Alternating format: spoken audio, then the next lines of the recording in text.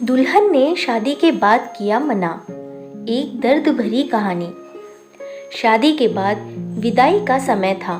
नेहा अपनी माँ से मिलने के बाद अपने पिता से लिपटकर रो रही थी और वहाँ मौजूद सभी लोगों की आंखों में आंसू थे।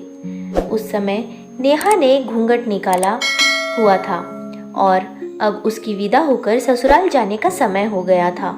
तो जैसे ही नेहा रोती हुई कार में बैठने लगी, तभी उसकी छोटी बहन रोती हुई उससे दोबारा लिपटकर रोने लगी।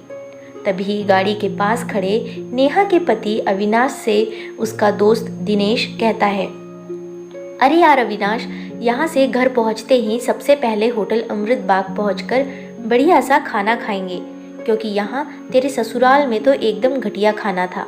ऐसा खाना तो हमारे यहाँ कुत्तों को भी नहीं खिलाते। तभी साथ ही खड़े अविनाश के छोटे भाई ने कहा, हाँ यार, यहाँ का खाना तो एकदम बकवास था और रसमलाई में तो रस ही नहीं था। यह कहते हुए वह तीनों ही जोर जोर से हंस रहे थे। तभी नेहा के पति अविनाश ने भी अपने ससुराल वालों का मजाक उड़ाते हुए कहा कि हाँ यार, मैंने तो मजबूरी में ही यहाँ खाना खाया, वरना मैं तो ऐसे खाने को हाथ भी नहीं लगाता। और अब पक्का हम तीनों घर पहुँचते ही होटल अमृत बाग का खाना खाएंगे। अपने पति के मुंह से ऐसी बातें सुनकर नेहा कार में बैठते बैठते रुक गई और उसने गुस्से में सबके सामने अपना घूंघट हटाते हुए कार के दरवाजे को जोर से बंद किया और आंखों में आंसू लिए नेहा अपने पिताजी के पास चली गई और उनका हाथ पकड़कर उनसे कहा कि पिताजी, मैं ससुराल नहीं जाऊंगी, मुझे यह रिश्ता बिल्कुल मंजूर नहीं है। यह बात नेहा ने इतनी जोर से कहा कि सब लोग उसकी बात सुनकर हक्के बक्के रह गए। सब लोग नेहा के नज़दीक आ गए और नेहा के ससुराल वालों पर तो जैसे पहाड़ ही टूट पड़ा हो। वजह क्या थी यह किसी को भी समझ नहीं आ रहा था। तभी नेहा के ससुर जी ने आगे बढ़कर नेहा से पूछा कि नेहा बेटी, बात क्या है? तुम अचानक ही शादी होने के बाद अपनी विदाई होने के समय यूँ शादी को नामंजूर कर रही हो। तभी नेहा कुछ देर चुप रहने के बाद अपनी आंखों में आंसू लिए अपने ससुर से बोली कि बाबूजी, आपको पता है, मेरे माता पिता ने अपने सभी सपनों को मार कर हम सभी बहनों को इतना पढ़ाया लिखाया और काबिल बनाया, और आप जानते हैं कि एक बाप के लिए उसकी बेटी क्या मायने रखती है।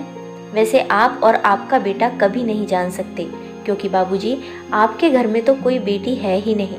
और आप जानते हैं, मेरी शादी में आने वाले बारातियों के लिए खाने पीने की एक भी कमी न रह जाए, इसीलिए मेरे पिताजी पिछले 3 महीने से रात को 2 से 3 बजे तक जागकर मेरी माँ के साथ यह योजना बनाते थे कि रसोइया कौन होगा और खाने में बारातियों के लिए किस किस तरह का खाना बनवाना है और बारातियों को कहाँ बिठाना है, ताकि कहीं किसी को बुरा न लग जाए। और शायद आप नहीं जानते कि मेरी माँ ने पिछले 1 साल से एक भी नई साड़ी नहीं खरीदी, क्योंकि मेरी शादी में पैसों की कोई कमी ना हो जाए।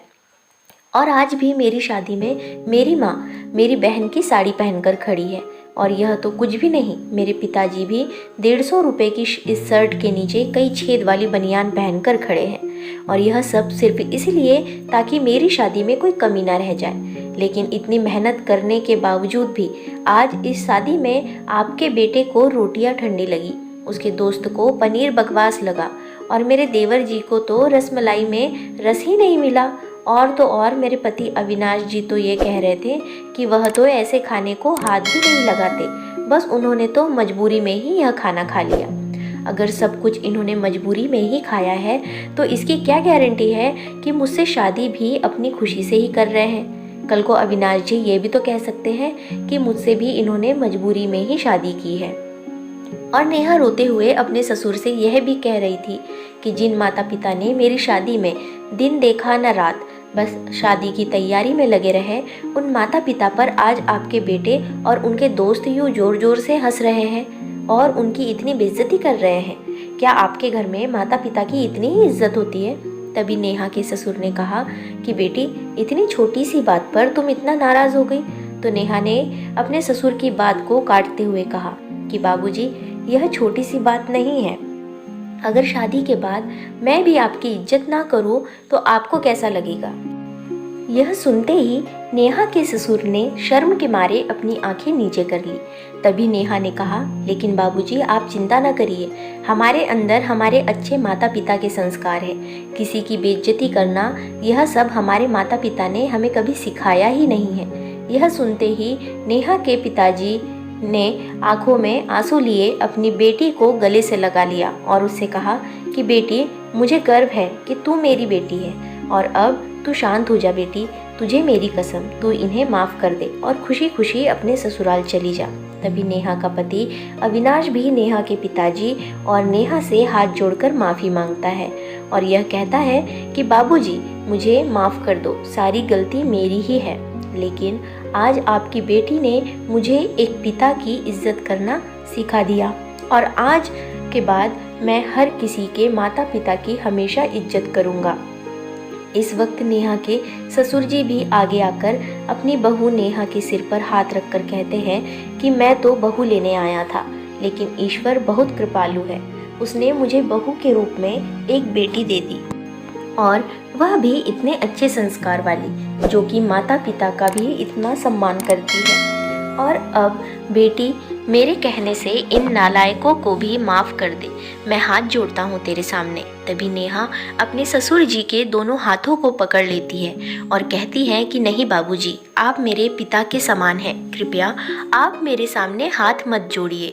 तभी नेहा के पिताजी भी कहते हैं कि समधी जी, आप मेरी बेटी के सामने हाथ जोड़कर कृपया हमें शर्मिंदा मत कीजिए। मेरी तो आपसे बस इतनी ही प्रार्थना है कि हमेशा आप मेरी बेटी को अपनी ही बेटी समझना और इससे कभी कोई गलती हो जाए तो इसे माफ़ कर देना। तो राधे श्याम जी ने अपने समधी दयाशंकर जी का हौसला बढ़ाते हुए कहा कि आप बिल्कुल चिंता मत करिए, बल्कि अब तो नेहा मेरी बेटी ही हमारे पूरे घर को संभालेगी और अभी यही हमारे घर की लक्ष्मी है। यह सुनकर नेहा के पिताजी बहुत खुश हो जाते हैं और अपनी बेटी को खुशी खुशी विदा कर देते हैं और नेहा राजी खुशी अपने ससुराल रवाना हो गई थी और अपने पीछे छोड़ गई थी आंसुओं से भीगी हुई अपनी माँ और पिताजी की आंखें और अपने पिता का वह आंगन, जिस आंगन में कल तक वह खूब हंसती खेलती थी।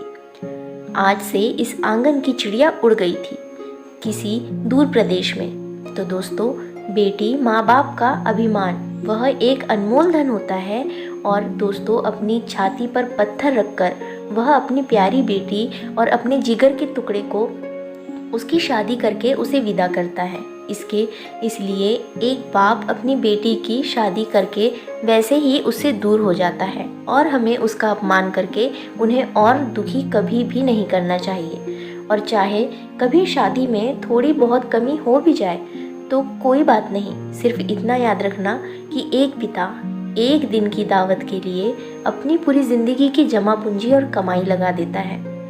फ्रेंड्स, क्या नेहा ने सही किया? अगर आप उसकी जगह होते तो आप क्या करते? मुझे कमेंट बॉक्स में ज़रूर बताएं। तो फ्रेंड्स, आपको ये स्टोरी कैसी लगी, इस पर अपनी राय कमेंट बॉक्स में ज़रूर बताएं।